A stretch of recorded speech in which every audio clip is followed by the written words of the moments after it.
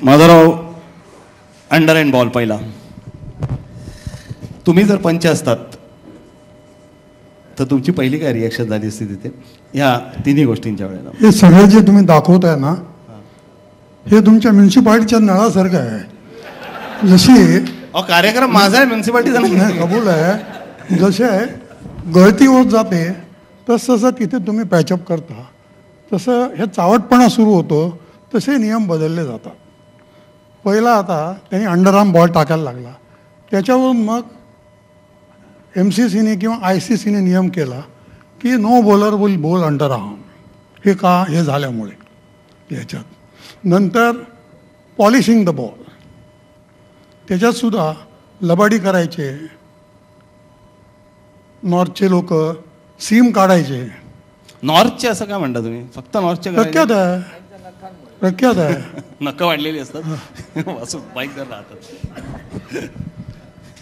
हे जसं आहे नो बॉल, मग अशी बोर्डेने सांगितलं. लॉईड सांगायचं मला की त्यावेळेला थॉम्सन वगैरे 22 यार्ड तर बॅकफूटचा रूल होता, म्हणजे मागचा पाया बॉलिंग क्रीजला लागला तरच. तर ती ढांग जवळजवळ 5 फुटाची, त्याच्यानंतर त्याचा हात 3 फुटाचा आणि बॅट्समन 4 फुटावर उभा. म्हणजे लॉईड म्हणायचा की 18 यार्डावरून हे फास्ट बॉलिंग टाकता, म्हणून तो फ्रंट फूट रूल आला. हे बाउंड्रीचा सुद्धा ॲडलेट किंवा मेलबोर्नच्या इथे इतकी मोठी बाउंड्री होती की रमाकांत वगैरे गेले होते त्यावेळेला 5 रन त्यांनी धावून काढल्या. आणि जेव्हा 75 यार्डाची बाउंड्री आली तेव्हा दिलीप सरदेसाई हळूच मला म्हणाला की आता माझा दुसरा टप्पा तरी विकेट किपरच्या हातात जाईल. तर हे जे नियम होतात सगळे, की हे चोरी करतात, लबाडी करतात ना, प्रत्येक वेळा नियम होतो.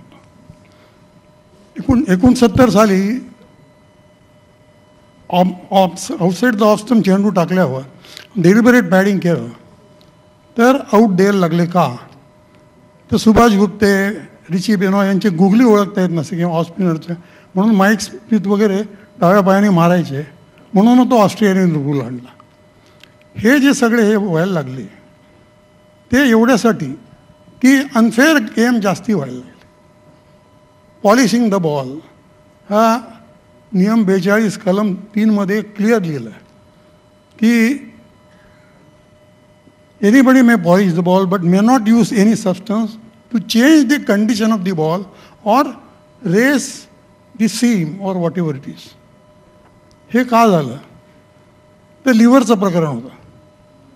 पण लिव्हरच्या प्रकरणात रुबेन गुंतलेले होते. ते रुबेन हे फिंगरप्रिंट एक्सपर्ट, कुठेही चोरी झाली ते ठसे घ्यायचे, त्यांना माहीत होतं.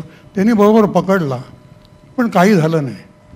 पण कोणालाही माहीत नाही की 1973 साली माझी पहिली टेस्ट होती कानपूरला, तेव्हा दरवेळेला शेवटचा बॉल झाला की चेंडू फ्लेचरकडे यायचा.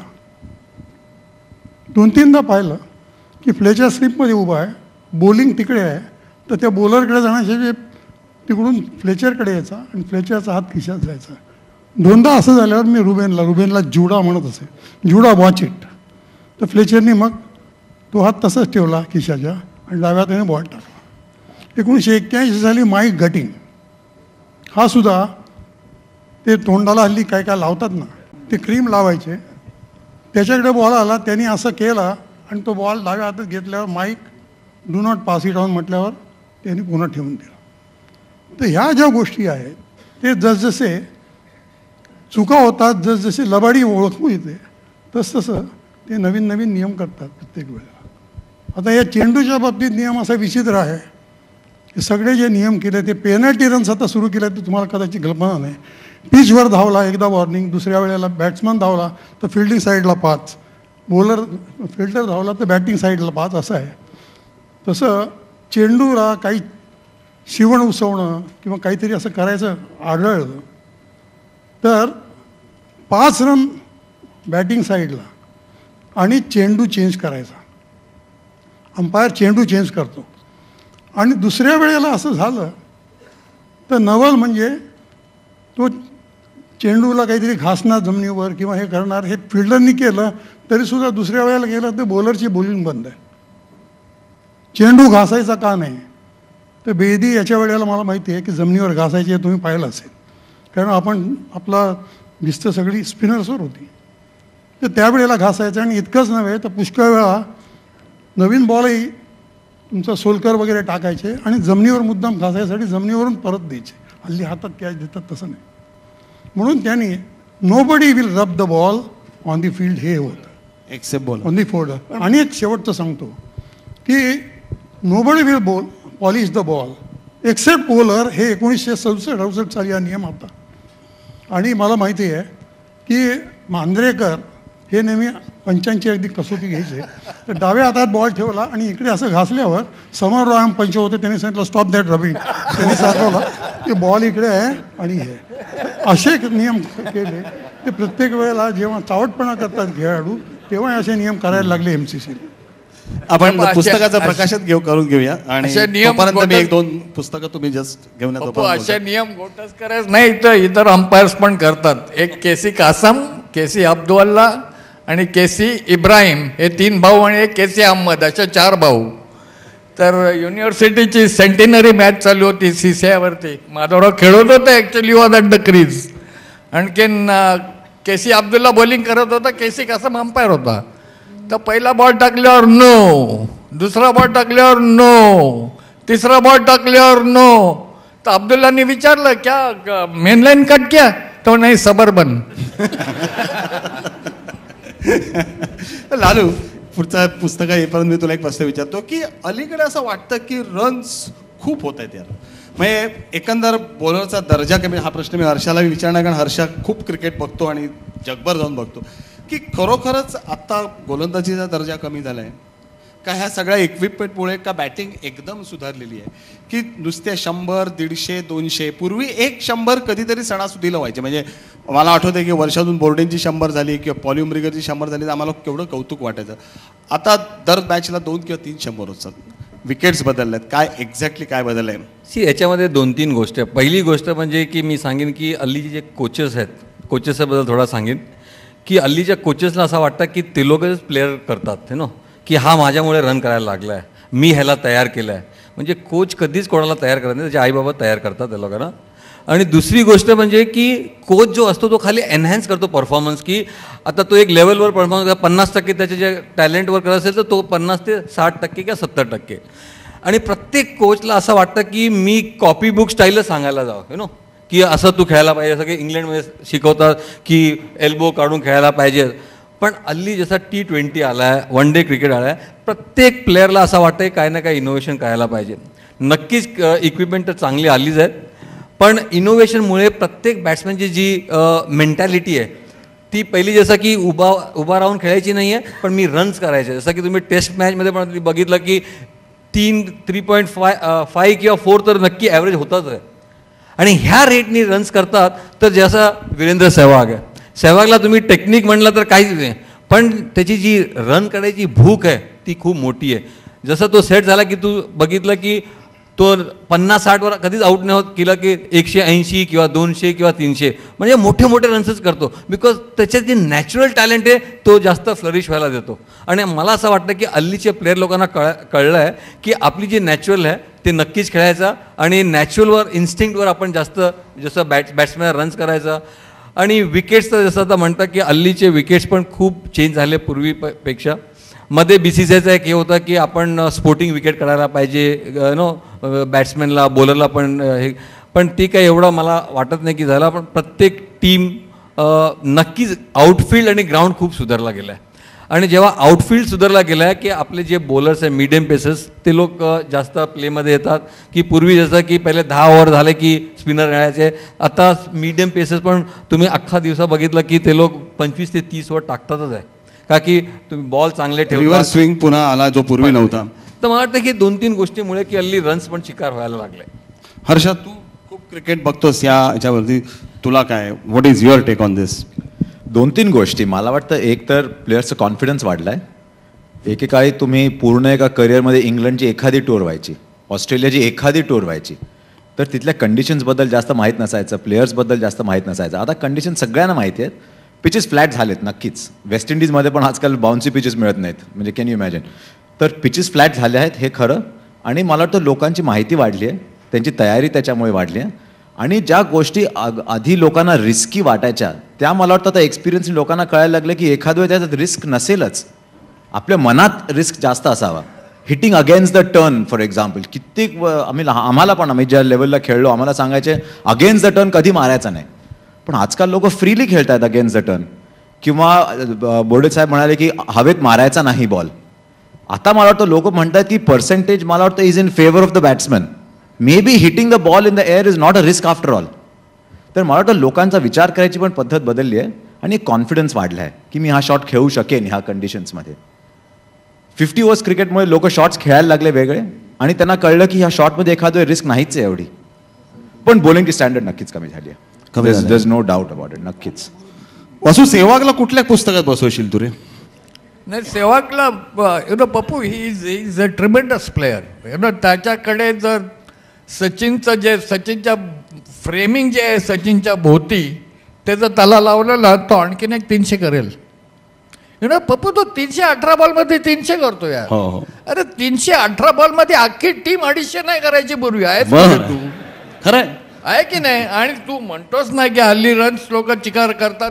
अरे bowling standard has gone down like हेल.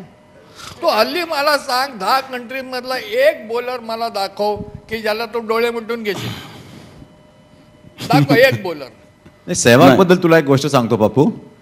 बऱ्याच वेळेला मला एक सेहवागने एक गोष्ट सांगितली. तो म्हणाला जर मी ॲज अ बॅट्समॅन विचार केला की बॉलर मला कसा आउट करेल, तो मला हर वक्त अगर मैं सोचूं कि बॉलर मेरे को क्या करेगा तो इसका मतलब मैं बॉलर के बारे में सोच रहा हूँ. बॉलर जब दौड़ता आ रहा है उसको ये लगना चाहिए कि सहवाग मुझे कहाँ मारेगा.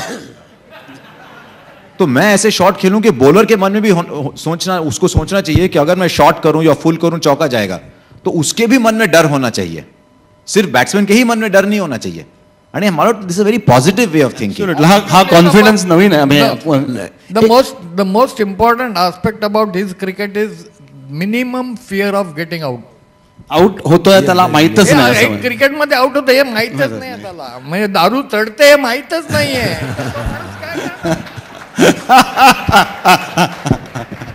चंदूला काय सांगायचं? मला एक सांगायचं आहे की अलीकडच्या क्रिकेटरना जसं फ्लॅट विकेट्स तर झालेलेच आहेत.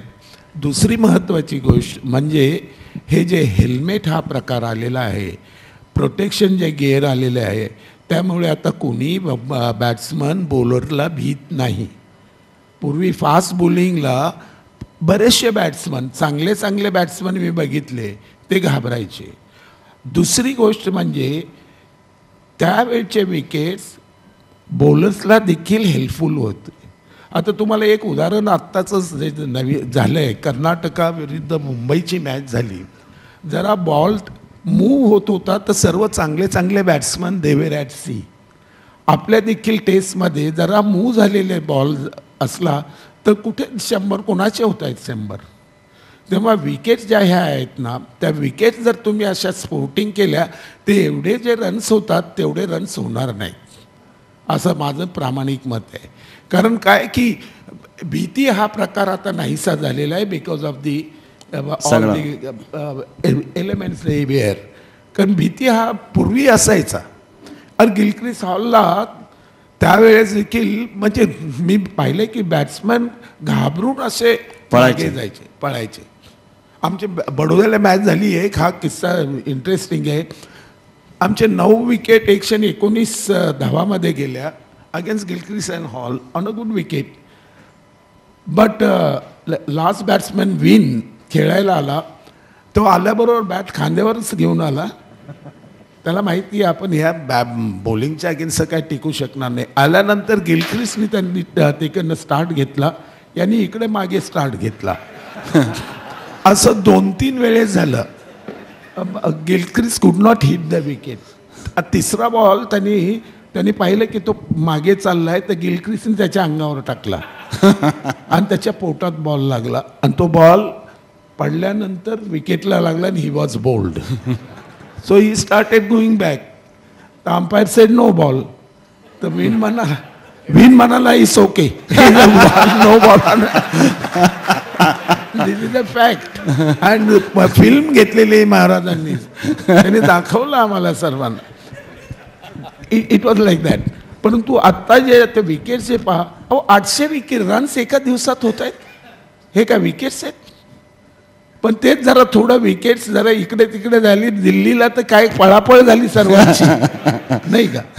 तेव्हा जर विकेट्स जर चांगल्या अशा केल्या हेल्पफुल तर निश्चितच हे जे 200-200 300 होणारे रन्स त्यात कमतरता येईल. कमतरता येईल. पुस्तकात प्रकाशन करतो, पण तत्पूर्वी पॅडी तुला एक प्रश्न विचारायचा आहे की आपल्याकडे स्पिनर्सची मोठी परंपरा आहे म्हणतात.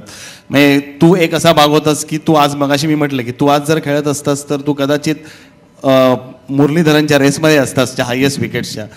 पण त्याच्यानंतर म्हणजे प्रसन्ना, बेदी, चंद्रा ह्या आणि तुझ्या काळानंतर एक खऱ्या अर्थाने दर्जेदार स्पिनर आपल्याकडे झालाच नाही. कुंबळेला काय म्हणायचा हा वेगळा प्रश्न आहे. जी आपली परंपरा आहे ती परंपरा आपण पुढे का घेऊन जाऊ शकत नाही? म्हणजे त्यामागे काय त्रुटी आहे असं तुला वाटतं? कारण तू स्वतः स्पिनर्स आता तयार करतोयस, तू स्वतः कोचिंग करतोस, तू स्वतः जवळून पाहिलंय. तुझी मॉडेस्टी बाजूला ठेवून या विषयावर बोल असं मला वाटतं. नाही द्वारकानाथ, मला वाटतं की गोलंदाजीतला लूपच निघून गेलाय. आजच्या गोलंदाजीत तुला लूप दिसतच नाही आहे. तो जर राहिला असता तर आता बघ मुरलीधरन जेव्हा गोलंदाजी करतो ना, भले तो फेकत असेल, तुम्ही म्हणता तो इज अ चक्कर, पण त्याच्या गोलंदाजीतला लूप भल्या भल्यानं खेळायला इव्हन वन डेजला देखील तो लूप त्रास देतो. तो लूप आजच्या गोलंदाजात दिसत नाही आहे. का तर मार पडतो. 2-4 पडल्या की कप्तान बॉल हातातून काढून घेतो, असं गोलंदाजाचं मत आहे. आमच्या अब्दुल्लाला मी एक दिवशी सांगितलं, तो आमच्या अहमदाबादला आमच्या अंडर 19च्या कॅम्पमध्ये होता. मी त्याला तेव्हा पहिल्यांदा बघितला होता. Line length absolutely superb. त्याला म्हटलं अब्दुल्ला थोड़ा लूप लाओ यार तुम्हारे गेंदबाजी में, थोड़ा लूप चाहिए. नहीं सर मुझे विकेट मिलती है और थोड़ा लूप देंगे तो बॉल बाहर जाता है. म्हणजे हा जर त्याचा कॉन्फिडन्स असेल तर मी त्याला आणखीन कोणी काहीच करू शकणार नाही ना. आणि हेच मला वाटतं बऱ्याच अर्थी बऱ्याचशा गोलंदाजांच्या बाबतीत होत आहे. असं दिसतंय जेव्हा जेव्हा आपण मी त्यांना स्क्रीनवरच पाहतो. स्क्रीनवर तो लूप वगैरे कळत नाही, पण अंदाज येतो की इथं ती चीज नाही आहे, ती गोष्ट नाही आहे, ती त्याने आणायला हवी. म्हणजे आता हर्षाचे म्हणाला की बॅट्समनला कॉन्फिडन्स आहे मारायचा, फेकायचा, तो बॉलरला कॉन्फिडन्स नाही त्याला बीट करायचा. हां, तसा तो असायला पाहिजे. Self confidence. पण जो शेन वॉनकडे होता किंवा जो मुरलीधरनकडे तो असू शकतो वन डेच्या. No doubt about that. स्वतःकडे तो असायला हवाच. नाही ठीक आहे, मी याला आऊट काढणार आहे, मला याला माझ्या लूपवरती मी बांधूनच ठेवणार आहे. तो जो कॉन्फिडन्स असतो ना तो असायला हवा हे असं मला वाटतं. धन्यवाद. आपण या विषयावर खूप आता चर्चा केली, खरं तर खूप करता येईल, पण आपण पुस्तक प्रकाशन आता करणार आहोत.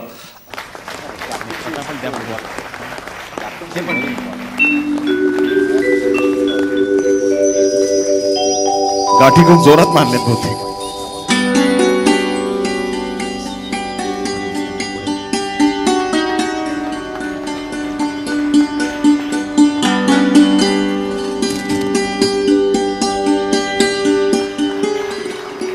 स्टंप विजन हे पुस्तक आहे. म्हणजे क्रिकेटमध्ये ज्या महत्त्वाच्या गोष्टी घडल्या त्यावेळी मी तिथे होतो.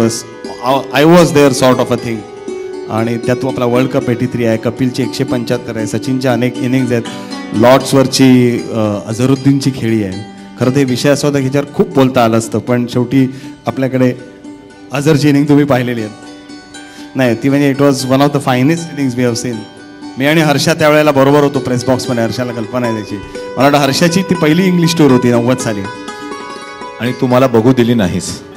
नाही अझरची नाही, सचिनची सांगायला काही हरकत नाही त्यांना. सचिनचा पहिली सेंचुरी तुम्हाला बघू दिली नाहीस. तो किस्सा सांगितलंच तर बरं होईल त्यांना. आम्ही खाली चहा प्यायला गेलो होतो. तसा मी चहा जास्त पित नाही, पण हा मला चल गप्पा करत करत चहा पिऊ म्हणून. आणि सचिननी ओळीनी 3 का 4 बाउंड्रीज केले. तर आपल्याला कसं वाटतं आपण जिथे उभं राहतो त्यामुळे रन बनतात बॅट्समनचे. म्हणजे बॅट्समन काही करत असो, आपण एका जागी उभं राहतो म्हणून त्याचे रन होतात. म्हणून मला पप्पूनी सांगितलं आता आपण इथनं सरकायचं नाही. तर आम्ही दोघं मुंबईहून लंडनला मँचेस्टरला होता, आम्ही मुंबईहून ओल्ड ट्रॅफर्डला गेलो आणि तिथे चहाच्या ह्याच्यात आम्ही टीव्हीवर 100 बघितले सचिनचे. कारण आम्ही जर हल्लो असतो तर आऊट झाला असता. अरे आता सचिन खेळतो ते आमच्याकडे हलत नाहीत कोण रस्त्यात जागेवरून. अरे मग तर त्यांनी 150-100 करायला हवे होते. आणि पॉन्टिंग खेळतो ते जागा बदलून बघतात की 100 चुकते का. त्यामुळे जेव्हा जेव्हा पॉन्टिंग तुला 90 किंवा 89ला वगैरे आउट झाला ना, ते आमच्या घरून नरटी लागली असं समजायला काही हरकत नाही तुला. जरा हा जवळ एक फोटो घेऊया.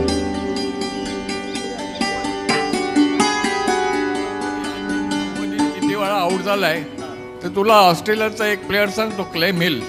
He was the first one to get 99, first one to get 98, first one to get 97, first one to get 95 and first one to get 94.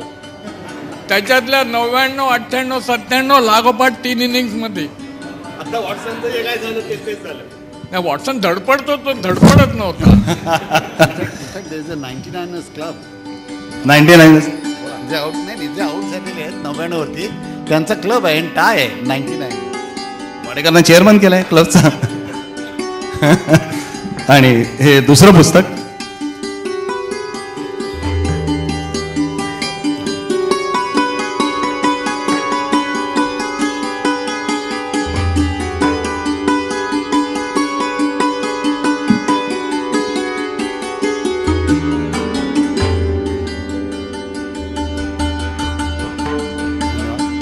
आणि आता हे दुसरं पुस्तक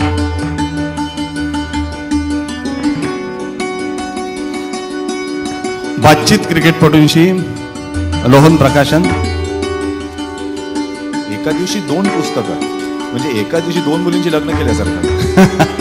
त्यांनी रन्स जशा होतात तशी पुस्तकं निघतात. आणि हर्षा मला सांगायला, तुम्ही माझ्या मराठीत तुम्ही चुका नका काढू. आणि प्रयत्न करून इथपर्यंत आलोय. हर्षा, तुझं जे पुस्तक तू आत्ता लिहिलंस, त्या पुस्तकाचं मराठीकरण रोहन प्रकाशनच करते. मला लिहायला जेवढा वेळ लागला नाही तेवढा वाचायला लागेल. या तुम्ही या.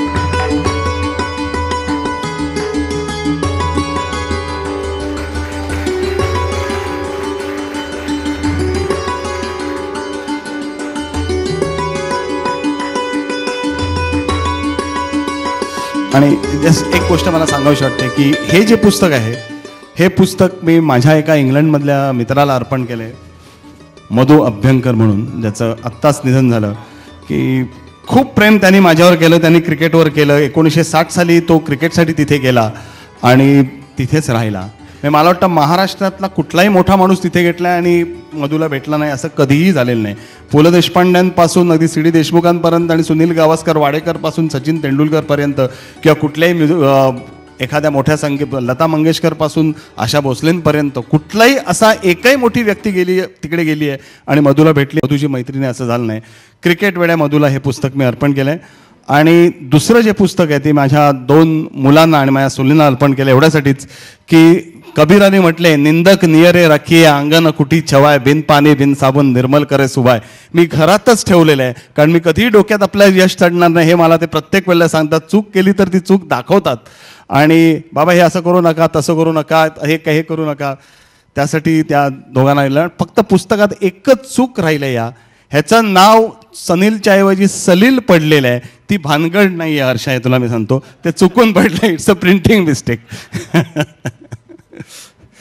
तुम्ही सगळं मंडळी इथे आलात माझ्या प्रेमाने. आपण छोटंसं तुमचं एक पुष्पगुच्छ देऊन ये ना कांती आहे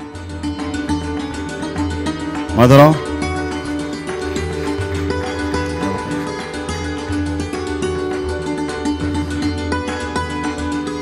बोर्डे साहेब खास पुण्याहून आलेत आणि माझ्या शब्दाला मान देऊन आले. प्रवीण,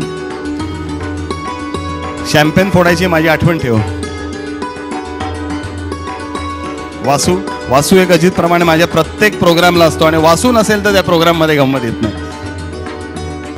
आणि वासू 4 तारखेला तुला आणि बोर्डेना तिथे बॅटिंग करायची आहे, लक्षात ठेव. 4 मार्चच्या प्रोग्राममध्ये. Lalchand Rajput my friend.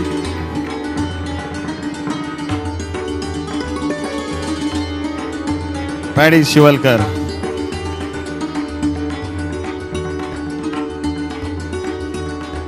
Madhavrao Gotaskar, Shivaji house that, yes, burning finger.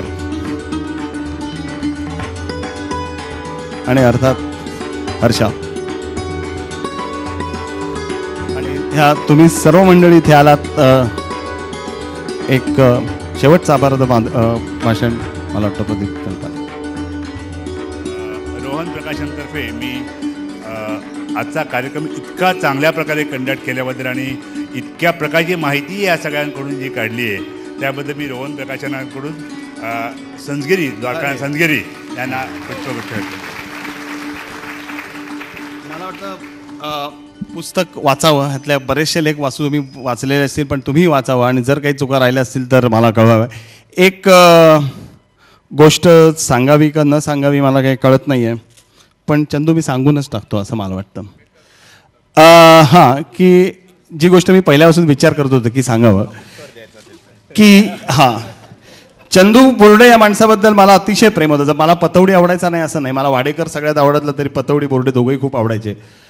पण मला असं नेहमी वाटायचं आहे की चंदू बोर्डेंवर थोडासा अन्याय झाला. ते कॅप्टन व्हायला हवे होते त्यावेळी, ज्या वेळेला पतौडी झालं त्यावेळेला.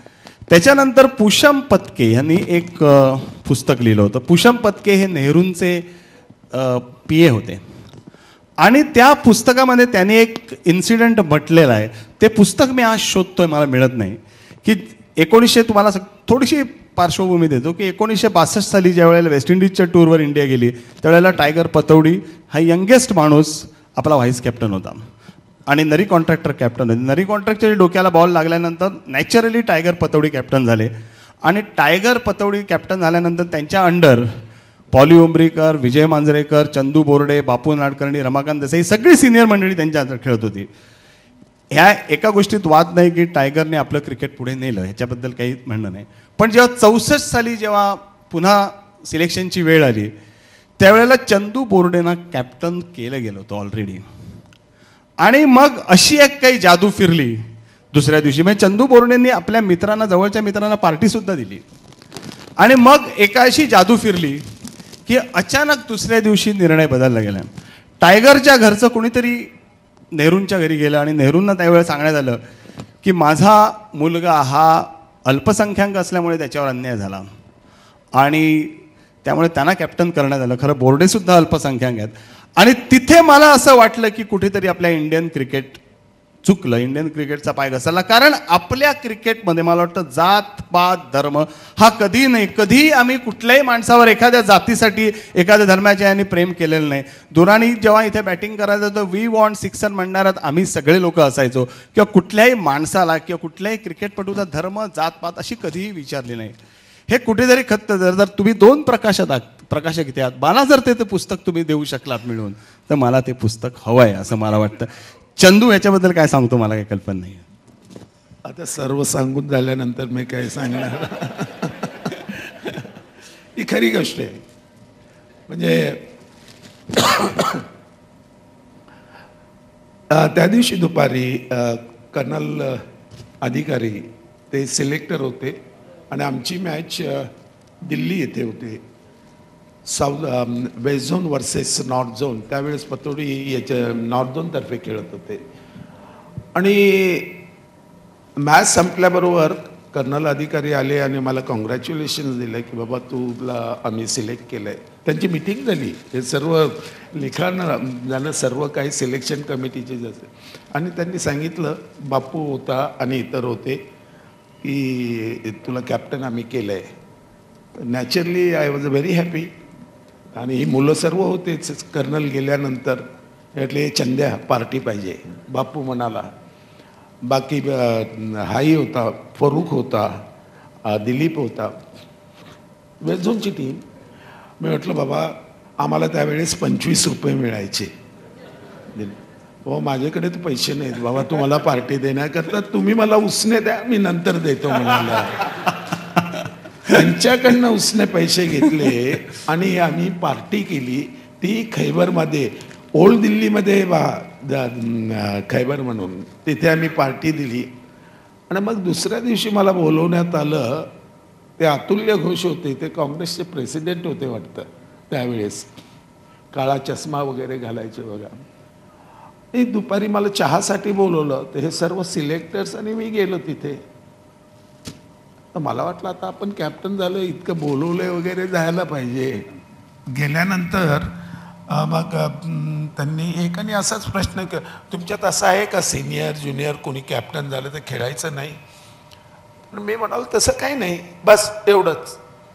आणि नंतर संध्याकाळी मी बदललो गेलो. तर आता मला माझ्या पुढे प्रश्न पडला की ह्या लोकांचे पैसे परत कसे द्यायचे. मी काय अजून त्यांना दिलेले नाहीत आणि त्यांनी मागितले नाहीत.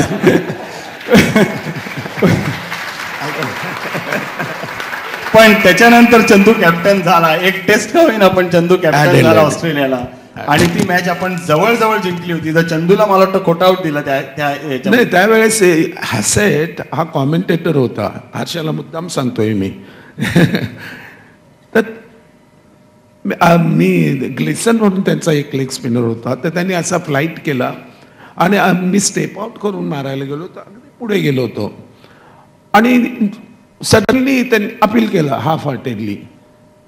अपील केल्याबरोबर अंपायरचं फिंगर वरती गेलं आणि त्या अंपायरचं नाम होतं एगर म्हणून. He was eager to give you out. He gave me out आणि तिथे मॅच फिरली. आणि there I was batting with 68. I was batting really well and we lost by few runs. Australian umpiring, according to me, was the worst umpiring I have come across in my entire cricketing career. This was a deliberate umpiring.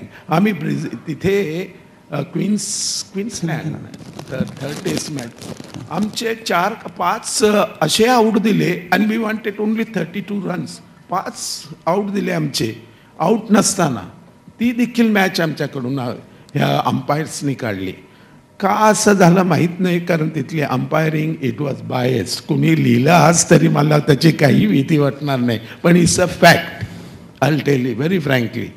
तुम्हाला सांगितलं Egar, he become I think later on chairman of the he was eager, very eager to give us. Absolutely that was terrible. Thank you very much. तुम्ही सगळे इथे आलात आणि आपण खूप छान चर्चा केली. खरं तर क्रिकेट हा विषय असा आहे की कुठे थांबायचं कुठे कळायचं कळत नाही, पण तुम्ही आलात, धन्यवाद. पुस्तक नक्की वाचा आणि मला तुमचं